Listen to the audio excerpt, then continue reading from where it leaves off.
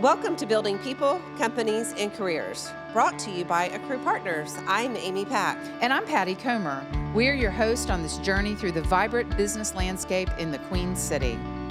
This podcast is an extension of our mission statement at AccruePartners, where we have spent over 20 years fostering connections and building relationships. Whether you're a client, candidate, or business influencer in Charlotte, this podcast is for you.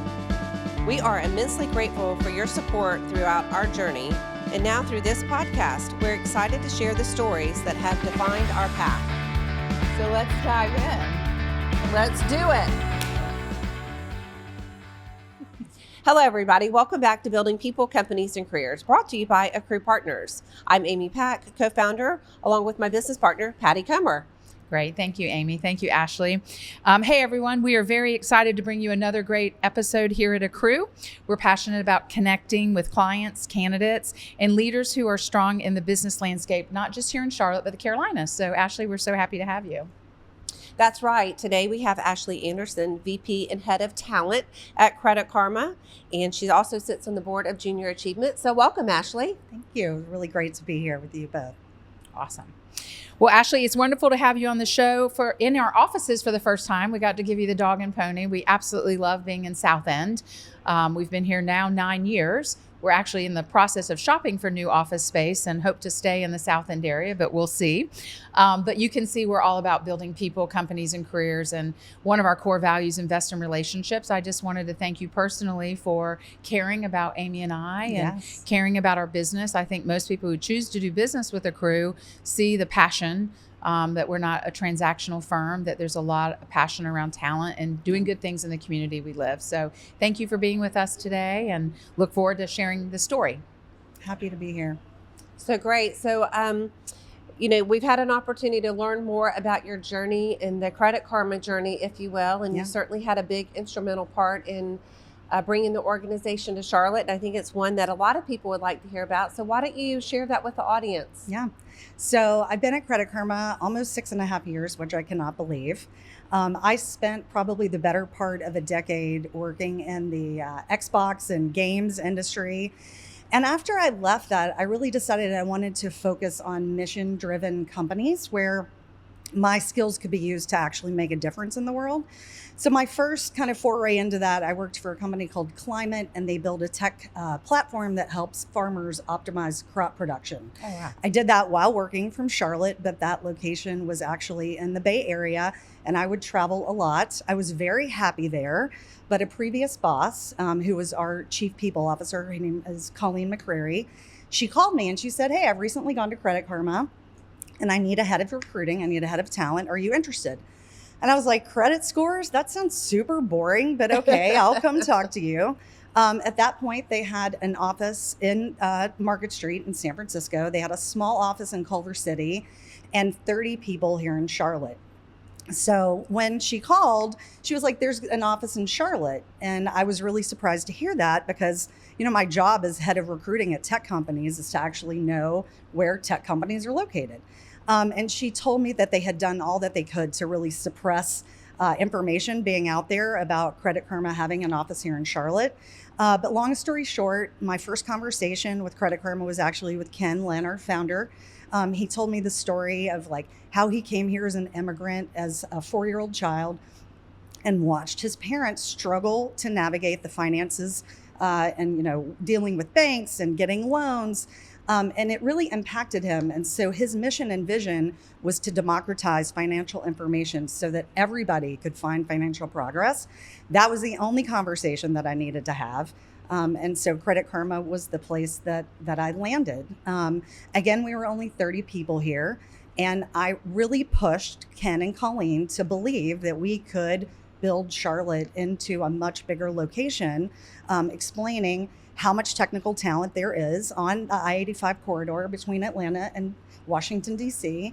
And they gave me a shot. And so luckily, now we are here sitting in our Charlotte office. It's the largest of the offices that we have. We have locations in India, the UK, 2 locations in California. We have New York, but Charlotte is actually where the majority of people live and work.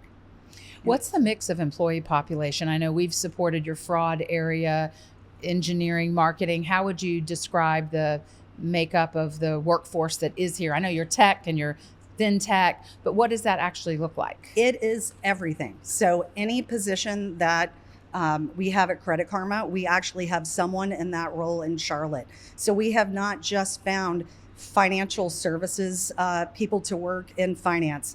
We've not just found marketing. We've found data scientists, mobile engineers, you name it, whatever there is that's necessary to build our platform. We have hired those folks here in Charlotte.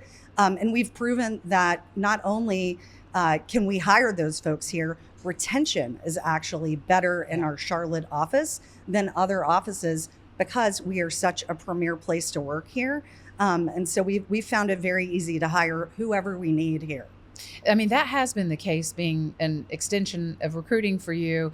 We never have anyone that we have to resell the Credit Karma story, or we say this often, people who choose to move to Charlotte, move their companies, there is a way to do it right and a way to attract talent, because even though we're fifth fastest growing city and that number kind of goes up one notch or down one notch depending on what you read, but people get a reputation, or businesses get a reputation very quickly of landing and what's going right and what's not going right. I mean, from our experience, the brand has been phenomenal to recruit for. There's never anyone that says, ooh, I don't want to work there, and we're trying to overcome a story. What were some of the things that you made as definers? I mean, obviously your mission is what we've been selling. I personally use the app. When you became a customer, the first thing we did was download it. And to this day, I get my notices, my credit score is up when I pay my Amex bill, or it's down when it's due, or my car is worth X. I mean, I have really enjoyed using it. But tell us about the culture. And you were able to attract people and you don't lose people. What is it that you're doing? Why do you believe that? I believe, like, we operate as a 17-year-old startup. So it is really fast paced. It's super interesting. We applaud failure as much as we do success, because that's the only way you're gonna give permission to find, risk and failure. Like you have to celebrate all of those. But I think what we have done is bring the West Coast startup tech culture to Charlotte and all that is, right? Like when you walk into our offices, we have a movie theater, we have a bar, we have a putt-putt area, we have an arcade. We make it fun for people to come to work and enjoy their coworkers and learn about them as humans and not just, who you are in your job every day. We provide those spaces for people to really enjoy coming to the office. And I think that in addition to that, we've built superior and very progressive people programs and process that allow people to bring their best selves to work and feel very comfortable about who they are, where they can be at work as well. And so I just think that all of those have been foundational in our success to build and also retain the best talent here in the area. Yeah, it does have a totally different vibe. And I mean, Amy and I have been out to California for our GG Locators gaming business, and it is a totally different tech vibe. Yeah. And I know that when we've been there, I didn't notice the theaters and things like that, but I did notice the green space. I noticed the outdoor space. I noticed the plants. I felt like I could breathe a little bit better in your office. The cafeterias were just stocked and loaded with teas and drinks to get you through the day. But I also did notice a lot of private offices for private conversations. And even though you had a bullpen open environment, there was just something about the personalization of the work environment. I didn't notice I'm not the splashy I'm things. not the girl watching. She's definitely not watching movies. She hasn't watched a movie in 20 years, except for the one about Africa and a girl who divorces her husband. Christmas. Yeah, okay, she I'll loves have this to write one. that on my list. But I did notice I felt a lighter pep in my step in your office environment. It even though there is balls to the walls, and I mean, when we work with you guys, it's accountable, fast paced. You got to hit your numbers. The managers really do care about performance. Yeah. But you do overlay that with a vibe that is like, we care about you, but we have to get work done here. Yeah, absolutely. I think that when 2020 hit, our revenue tanked overnight. I mean, I think it went down, if memory serves, like 65, 70% just in a beat, right? Because all of the lenders had stopped lending money, and that those are our partners that are on our platform to connect with our members.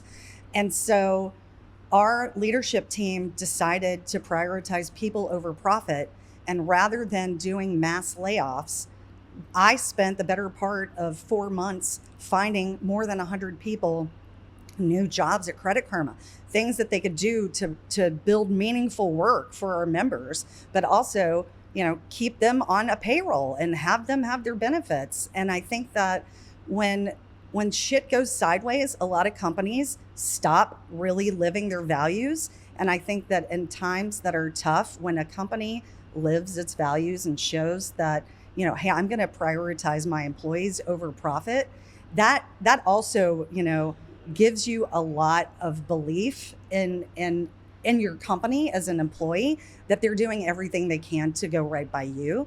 And I think that has fostered a lot of trust as an employer gets from employees. I think that has helped. Yeah, really. I think that a lot of people have actually followed the Credit Karma playbook here in Charlotte Yeah. on the, let's just call it the 2023 slide. 2020 was COVID impact. 2023 is recession or economic impact.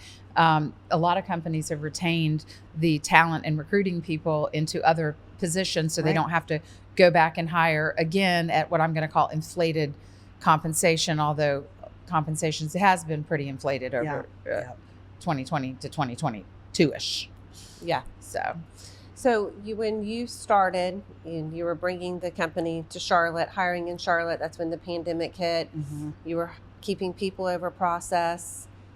Then everybody was working remote. You had this beautiful space in Ballantyne. Then you started to bring people back. Y'all have done it with a lot of energy, a lot of positivity. Yeah.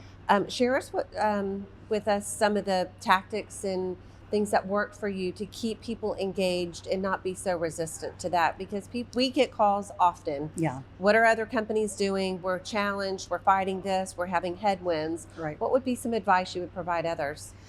I think being transparent, what I appreciate about our executive team is they were very, upfront from the beginning. We will be going back to the office at some point. They didn't, play both sides of the book and say, oh, maybe we will, maybe we won't.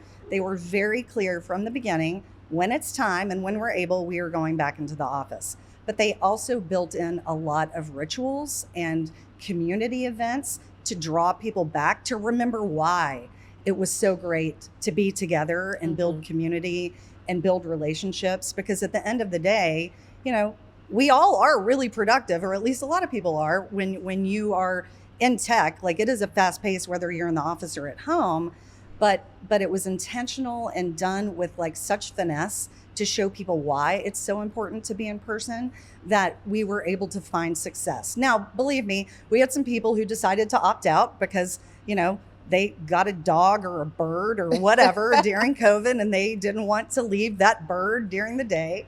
So we did have people opt out. But for the most part, I think people understood that it was about the face-to-face and the community building, not productivity in their job.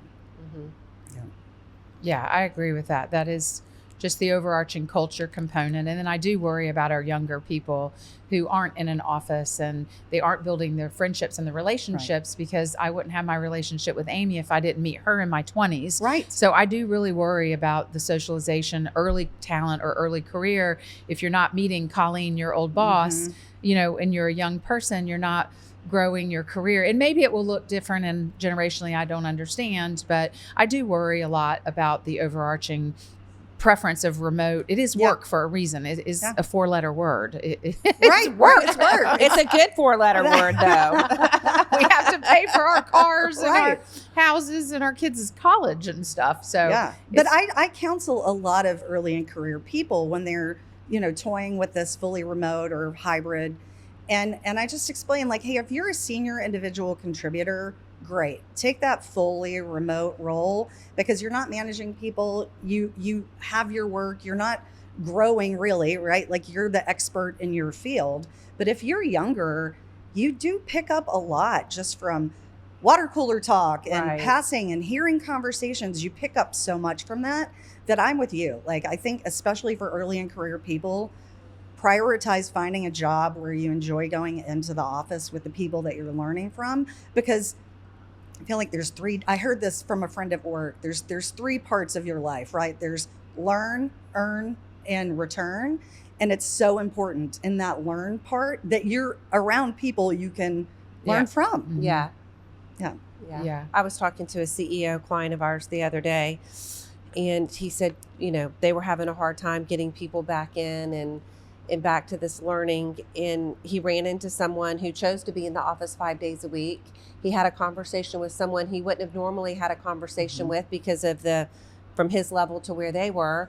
And he was blown away by the things they were doing. He didn't realize the impact they were having on the company, and he found a new great job. And this person, just because they were visible, now has a different career path that wouldn't have been there otherwise. Yes. And it is being back in and building those relationships and making yourself visible. Yep. We placed somebody at a financial services company uptown, and he was an audit guy, and he joined the company because their gym was phenomenal. Oh yeah. and this kid was amazing. I say kid, he was probably in his mid-30s, right? Yeah. And kid to us. Yeah. And so he said his first couple of weeks on the job, he would run into the CEO in the gym 3 days a week and no one was in the gym. So he built a relationship with the CEO of a publicly financial service. Yes. This guy was just like a $140,000 auditor. Right. And he said, had I not been in the gym, I'd never met this guy. And his career, we saw it at an alumni event recently. And I mean, I just thought it was fascinating. It was just like, yeah, that's the stuff. Like seeing the CEO naked in the gym. Like, you're going to get promoted if you see that. Exactly. He didn't say that. Exactly. My brain was thinking that. So anyways, all right. Well, let's talk a little bit, maybe just philosophy wise. One thing that we just talked about was an individual contributor, those really strong technical people, and then the manager. I mean, you're basically the people officer. What are some of your predictions on that manager? Because if we are hiring currently early talent, we're trying to train them up technically, and the next step is a ladder to manager. Like, how is that going to hit with everybody if no one wants to be a manager and they always just want to work remote and be an individual contributor? What philosophies do you have around that? Yeah, I think that's a really hard one, right? Because I think we learned, growing up 30 years ago, that you're not a good manager just because you're the best individual contributor in that job. That does not make a manager. A manager is someone who wants to give and invest in people so that you actually see the growth, not just in your business, but in the people that you're building and developing. And so I worry a lot about that, about this next generation of if they are going to prioritize just, doing their job, putting their head down every day, who is going to pick up that torch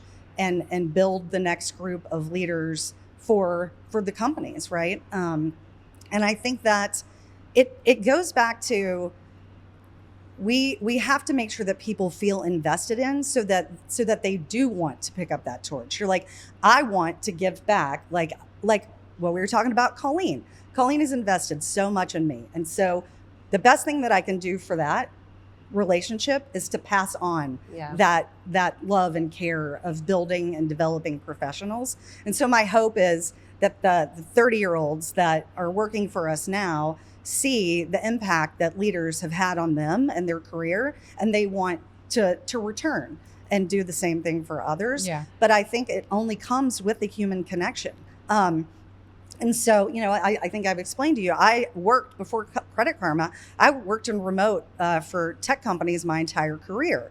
But it's the face-to-face connections. It's the intentional moments that you have with people that I hope that even fully remote companies take the time to build in those moments and find intention in community building so that people do want to pick up that torch and do want to build and invest in the people that are coming up behind them. Yeah. I think it's important to be known, and like the anonymity sometimes as being an individual contributor seems to be an attraction right now, where a manager has to be known and has to put themselves out there. And I think that title is going to have to be more supported by a company, because there's a lot more risk as the manager than there is as an individual contributor. There's just so many other things that can come at you as a manager. We're going to have to support that title more so than, the strong technical individual contributor. It's just an interesting topic.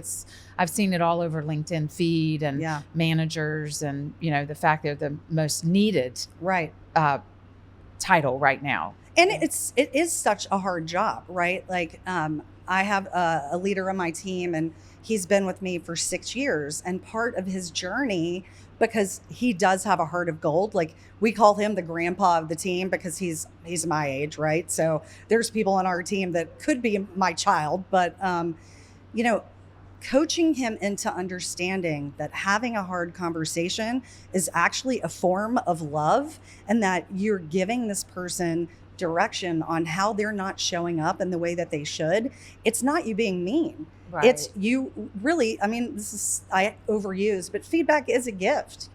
And I think that, like, we have to prep managers and give them all of those tools so that they do show up well and they do feel successful. Because, you know, when you have an employee that's struggling, you put that on yourself, right? Like that to you, it's a reflection of how you are. And if we're not giving them all of the tools to develop and deliver on the good of their team, then we're not setting them up for success. And then, you know, there's a lot of risk with that. Yeah.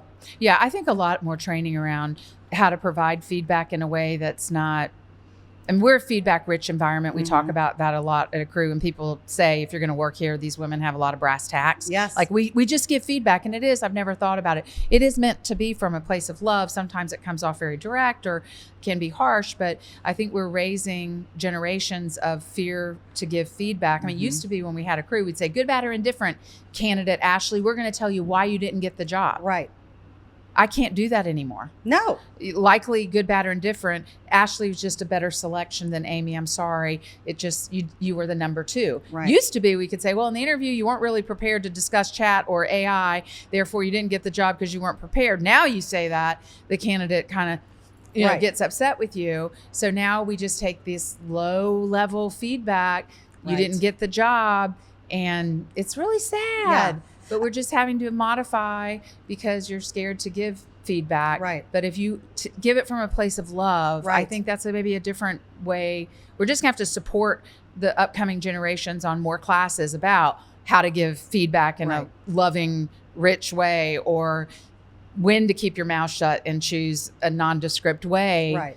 And just leave the conversation. It just feels like now we're doing the latter. Right. Everyone's choosing not to give any feedback. You're just, your job ended. We don't you're want to bad tell if you you give why. feedback, right? You don't want to Yeah. be classified that. But back to passing the torch, we always say, don't forget where you came from internally, because we do have to train a lot of people internally. And it's like, don't forget where you came from, because you wouldn't be here if this person didn't invest in you. Absolutely. And we have to keep that going, or there is no one to pass the torch to. Yeah.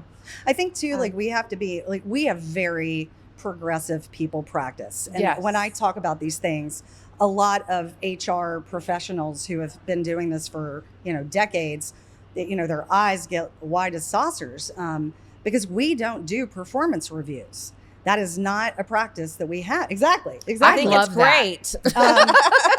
But it forces the manager to not wait until the end of year performance review to dump all of this bad news on somebody's day.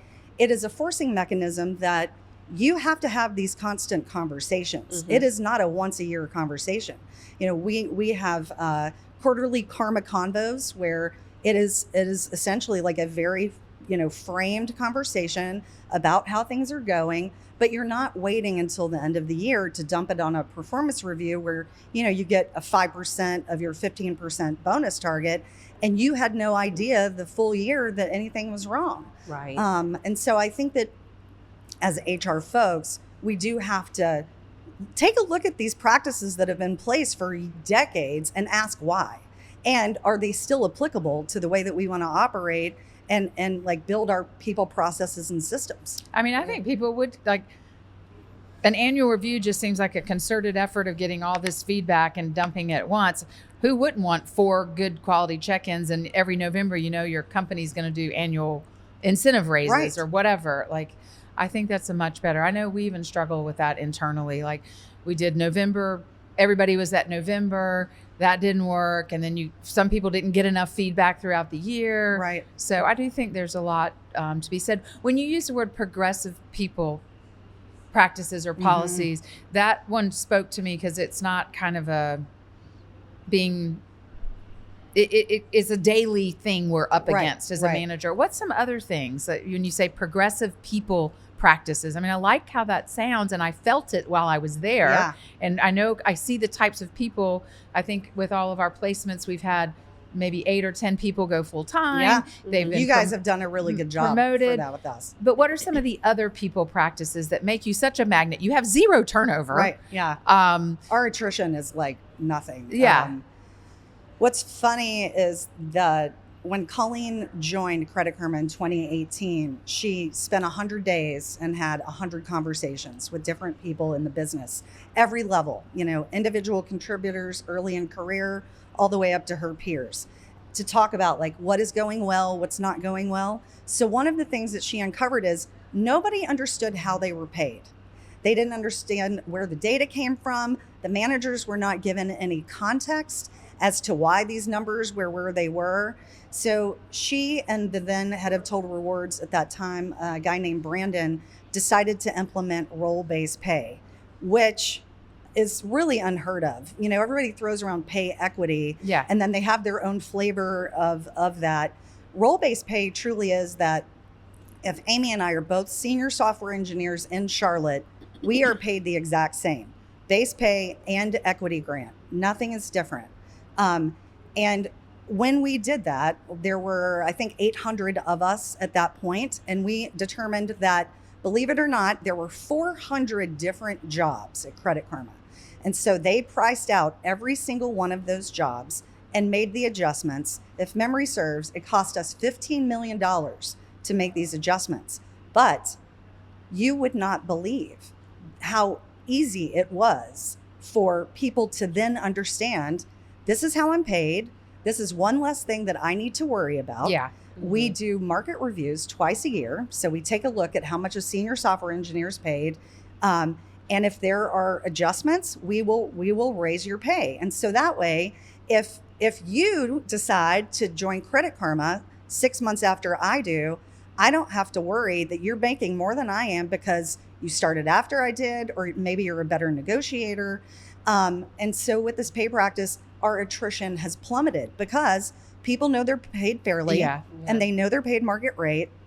And they know that they're not going to be able to go down the street to, whatever other tech company there is and get a $50,000 bump because, we're not paying well, or we're not taking a look at our pay regularly. Yeah. And so that is another one that I think has made a massive difference in just people's appreciation for their work. Yeah. Mm-hmm. It is a differentiator to put your stake in the sand and say, we're going to pay at the top of the range. I mean, we do that internally here. We know what the staffing industry, what we're competing. We're now swimming upstream into more talent solutions, and we're competing against the big four compensation. Right. That is much different than the staffing industry compensation. And we've just made a hard line in the sand and said, we're moving towards consulting. This is the comp structure. Mm-hmm. And it's really nice to know your comp it's just out there, and people choose to come because they know now we can get onto another conversation that's more important. We're not paying on in the midpoint and this range. We just pay the best for the best people. Right. Everybody's paid well. Let's move on to what matters. Yes. And that $15 million, like I've never called anyone on a Credit Karma search that I got that pay isn't good, or I've gotten more like, wow, that's what they're paying. And then I go into, let me talk to you about, I did use the equal pay language, but it's different. They have taken a position of strong compensation in the market, and here's why. And that never becomes another conversation in the placement process, because we have a whole business system, and there's pre-trial close, compensation. I mean, we're always working the hell out of comp to make sure no one's got a surprise. Working with Credit Karma, it's always been very easy because the comp is always at the top of the range. Right. Yeah. Well, and when you look across like our peer set, and I would include the Metas and the Amazons of those worlds, right? Like they're paying top of market and we're not. But it is the mission and the vision of Credit Karma that draws the folks in that are being paid top of market, right? Because they know that the work that they're going to do here is meaningful. It's not just another click on a photo. They are really coming to Credit Karma, for something bigger than the money. But the money ain't bad. Yeah. Well, and I think the Charlotte play on that, right? Like, you might have to compete occasionally with Facebook, Meta, Amazon, now that they have some remote workers here. But you don't really have to compete with those brands here. You get people that want to be in Charlotte for the quality of life in Charlotte and the amazing, beautiful city we live in, and they don't want to be in California. I think it's a really hard, very similar situation. It's just not those brands, so you don't have to compete with them. That's another reason that people are choosing to come to Charlotte. Like our talent, you can compete with anyone and be successful here. You don't have one mega giant. No. Like I can't imagine being in Seattle and competing against Amazon. Right. Like all these tech companies, you got to have some great story. Yes. Like here, you really, the world is your oyster with being able to bring a brand, not just Credit Karma, but we've won USAA, we have Ally, we have Synchronous Bank, we have Truist. I mean, we've got all these financial services brands that didn't build on what I will call a traditional model. Yeah. I think we are this like hidden gem that people miss between Raleigh and Atlanta, unfortunately. I still am perplexed why all these tech companies are in Raleigh and not Charlotte, but whatever. But you know, my mission it really is to show the world that Charlotte is a great place to build a tech company.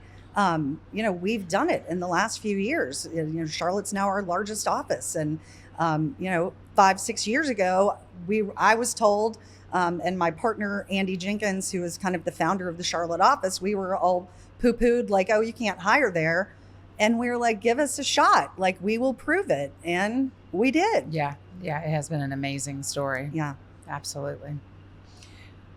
Well, you want to turn to rapid fire and learn a little bit about Charlotte, or do you think is there anything else you want to share? I was at the end there going to ask. So we talked about bringing it here. You found some unique things about Charlotte that has brought it here and where you now have more employees. Yeah. What was it about that you were really able to convince or persuade or make your case to bring it to Charlotte, and now where you have the greatest employee base? Yeah.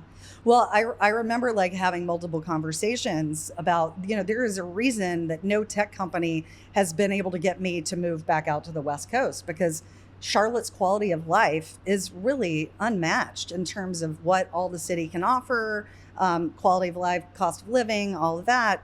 And so I just kept kind of pushing that envelope and that message. And so when I went to Ken and Colleen and was just like, just give me a shot. Like, don't just give me engineering and member success roles. Like, open this up and give us a chance. And so telling them like, here's all the data. And that's a lot. That is one thing that we haven't talked about that Credit Karma's people team is built on top of, is a massive data analytics platform. We were talking a little bit about, you know, your recruiting tech stack and your people analytics tech stack. Like, we do everything with data.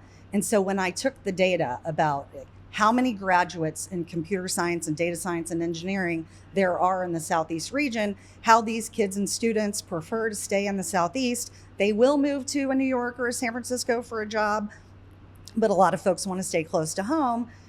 It was just telling the story with data that proved it out. And then as we had success, it was like, okay, this really is working. And if you think about it, like, Charlotte is a cheaper cost of labor. So the cost savings to the company is more headcount for the same amount of money. Right. And so that was like, I think the proof point was when I showed them I could do it. And it was the same quality and caliber of talent, but less. It was like, okay, we should really do this here. Yeah. How was it that day you got that call? Oh my God, it was I like was a kind of like dream. really hurt. I mean, that's like got to be a pinnacle of your career. It's Charlotte, building the Charlotte office is absolutely like the best thing that I've done. 100%. Yeah. Well, congratulations. You've done a great job. Thank you. Yeah. The brand is amazing. And the Karmanauts, I love that. The Karmanauts, yeah. When we were first recruiting for you guys, we would tell those stories and you could follow your social channels, and there was a lot of celebration around that. I don't know how involved you were with that, but it seemed to be just what people were attracted to about the human piece of the people. Right. Yeah. All right, so let's start the rapid fire. Okay. You want to go? I always like what area of Charlotte do you live? Like, we all end up kind of finding a spot. Cotswold. Would never leave it. I have had 3 houses now in Cotswold. Okay. All about 2 streets apart. Okay. So you're staying in the same zip code. Yes, they cannot get rid of me. They cannot. All right, so you live in the Cotswold area. What is your favorite restaurant to frequent in the area? So I always laugh with my kids that my second kitchen is this Chinese and Japanese place called Koishi. It's on Sharon Amity and Randolph. Those folks know me there. They know what we order. It's next I walk to Cotswold in. Marketplace. Yes, exactly. And the I old walk Pizza in. Hut. May is our waiter. I walk in. He sits down a big glass of white wine. He already knows. So in terms of money that I've spent in Charlotte, Koishi is number one. I think for like a fun dinner out, I love Bricktops. Like the food is always great. It's good vibe. Yeah. So those are my two go-tos. Love it. Yeah. Now, how long have you totally lived in Charlotte? Because I know Yeah. you ended up bringing Credit Karma here, but you have roots in Tennessee. Tell us that journey. Like, where'd you go to school? And grew up in East Tennessee, decided I wanted a different orange. So I went to Clemson and was the only kid from my high school area there. So that was my first, like, I'm going to do something totally different. Thought I wanted to go to law school, took the LSAT, bombed it. And so Microsoft was the first place that I sent my resume. And there was my first callback, my first interview, my first offer. It was really crazy. Moved to Seattle. At that point, Seattle was lovely, wonderful, loved the city, hated the weather, needed to get back to the East Coast. So I moved to Charlotte with Microsoft in 2000 and was here until the end of 2003. My he's ex-husband now, he got transferred. We met at Microsoft. He got transferred to Atlanta. So we were in Atlanta for probably 4 years. No offense to people in Atlanta, not my favorite. we're both former Atlanta. Yeah. So I could not get back to Charlotte quick enough. So that happened like summer, late fall of 2008. And I've been here ever since. And like I said, I'll die in my house at this point. So. Yeah, that's great. Well, I just think Charlotte's different neighborhoods and areas have so much, but much like you, I've been in the same little zip code. I think I've had 4 houses in 5 miles. I've changed 5 Harris Teeters within 5 miles, but Charlotte does have, a lot to offer. Yeah. What are some of the areas, the things that you like to do in Charlotte outside of food? What have you found? I know your kids are kind of empty the nest, and it's new to me. It's just me and my dogs, which is very weird.